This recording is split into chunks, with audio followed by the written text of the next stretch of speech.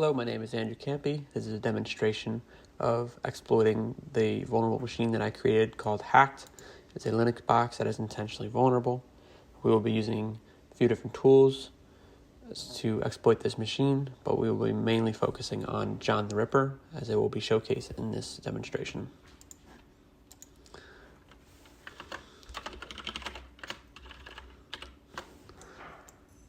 The first thing we want to do is make sure that both boxes are connected to the same internal network. Once they are, we could use sudo arpscan-l to find the IP address. The IP address of the box is .29. Now we could use nmap to determine which services are running on the machine. Port 22 and 80 are open. They are running SSH and HTTP. Since HTTP is running, we can go to using a web browser to the IP address of the target. It is a blog. If you notice, it is titled John's blog. That is a username, so we will be trying to exploit John.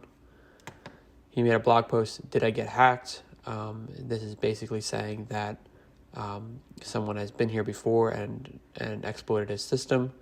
So this means that they probably left a backdoor open. They said something about the file named Shadow and that they could read it. So that means the Shadow file is readable at their current privilege level. Now we can close this. To find this backdoor, we want to use dirbuster to find hidden directories. So derby http //10.10.10.29/ We'll use a dictionary attack with common.txt and find hidden directories. It found uploads and images. Uploads seems more interesting to me than images, so let's go to that directory. There's one file in this directory, wso.php. If we click on it, it opens a web shell, meaning that we have readable access into some of the files on John's machine. We can go up a directories, back to the root directory. If we try to click on root, it says that we cannot open this folder because we're not a privileged user. But the hint didn't say something about the shadow file and that it was readable. So maybe we could stitch this together with the password file with a tool called unshadow, and then try to recover the password with John the Ripper. So the first step in that process is creating two files on the desktop. We want to make sure we're on the desktop of the Kali box. Touch password.txt, touch shadow.txt. These are blank text files on the desktop now.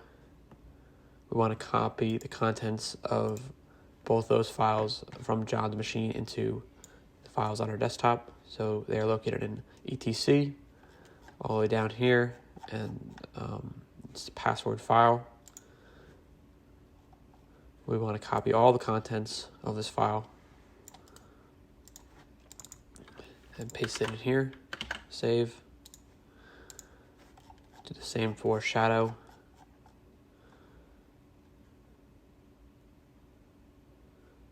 As you see, the permissions have been changed by someone so that they are readable. So now we want to click on this. This is a vulnerability that it is readable. Copy, paste, save. Now we want to combine these two files so that John the Ripper can read it, and we try to recover the password. We use unshadow, password.txt, shadow.txt to unshadow.txt.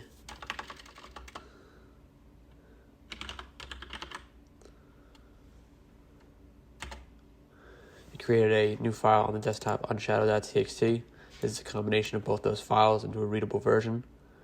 As you can see, there is a user John, and there's a password hash. We want to try to recover that password using John. The format for that is John, the unshadow file, and then the word list we want to use to recover the password. So it's word list equals, and then I'm going to use the rocku.txt word list that comes default in Kali Linux. Make sure it's unzipped before you use it.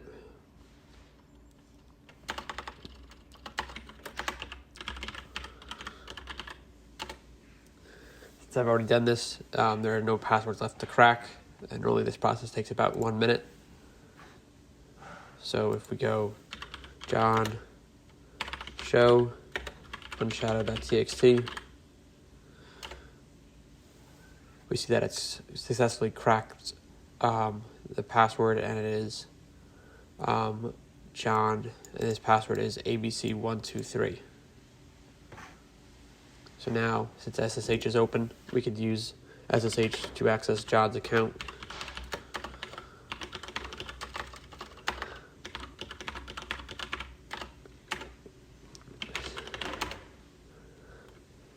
We can do privilege escalation using sudo-i. The password is the same since he's in the list of sudo errors. We are now root. We could access the flag by cat root.txt.